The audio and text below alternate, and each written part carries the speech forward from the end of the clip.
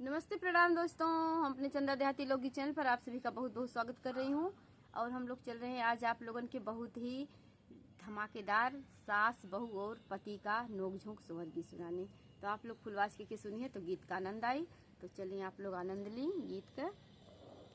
12 बरिस मरिया त ससुरु गावन लाए, ससुरु गावन लाए हो। सासू बोला हमें लंबी लंबी बोलिया माने के नाही, भाव माने के नाही भावाई हो।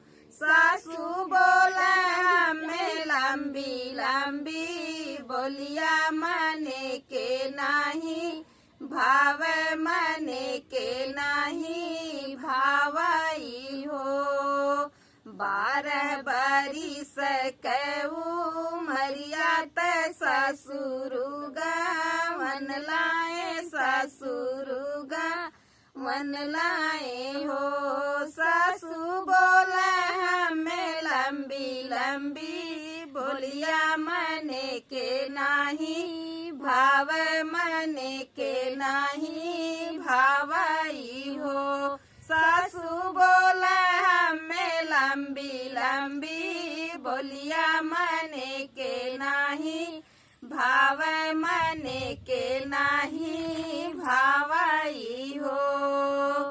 माई हमार बड़ी गुनवा हुकुमावा चलावा, हुकुमावा चलावाई हो। धनिया जैसा तो हर माई तो है, डाटिन तू है लेखा जानियो, तू है लेखा जानियो हो। धनिया जैसा तो हर माई तो है, डाटिन तू है लेखा जानियो, तू है लेखा जानियो हो। माई हमार हमें पाली पसोरी के दुलारी, पसोरी के दुलारी नी हो। पिया सासू जी के बोली आटी पोरिया कुफार जैसा लागे, कुफार जैसा लागई हो। पिया सासू जी के बोली आटी पोरिया कुफार जैसन लागे, कुफार जैसन लागई हो। चार को से पे तुहार नैहर कवन मेरे बाटियू, कवन मेरे बाटियू हो। धनिया हवा के बोली सही पायू, यहाँ के गोली लागई, हाँ के गोली लागई हो। धनिया हवा के बोली सही पायू, यहाँ के गोली लागई, हाँ के गोली लागई हो।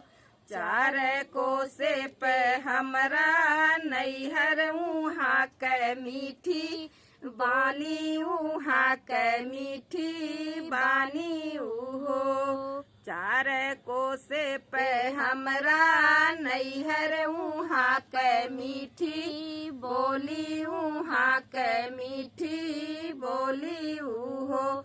पिया माई औरो बाबा के दुलारी त बोलिया ना सब, त बोलिया ना साहब हो। पिया माई औरो बाबा के दुलारी त बोलिया ना साहब, बोलिया ना साहब हो। घर के माई रही जैसे ससुरवा के, वैसे ससुरवा के वैसे ही हो। धनिया समझ के फेरा बाट मायरिया दोनों बराबर मायरिया मायरिया दोनों बराबर हो। धनिया समझे के फेरा बाट दोनों मायरिया बराबर, दोनों मायरिया बराबर हो।